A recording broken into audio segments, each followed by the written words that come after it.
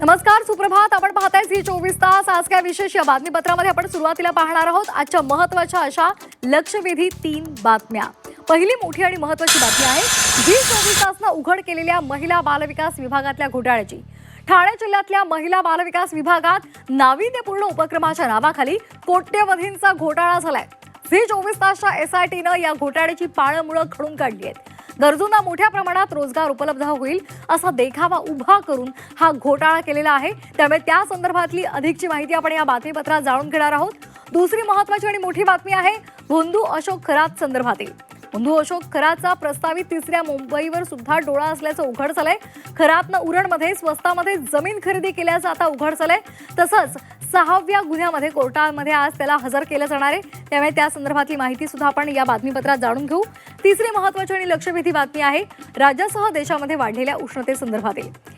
देशामध्ये निम्म्याहून अधिक राज्यांमध्ये उष्णतेची लाट आहे. महाराष्ट्रामध्ये विदर्भ, मराठवाड्यामध्ये सूर्य आग ओकतोय. वर्ध्यामध्ये सर्वाधिक 44.6 इतक्या तापमानाची नोंद झाली आहे. तर मुंबईसह उपनगरांमध्ये उकाड्यामुळे नागरिकांच्या जीवाची काहिली झाली आहे. त्यामुळे या संदर्भातली सुद्धा अधिकची माहिती आपण या बातमीपत्रात जाणून घेणार आहोत.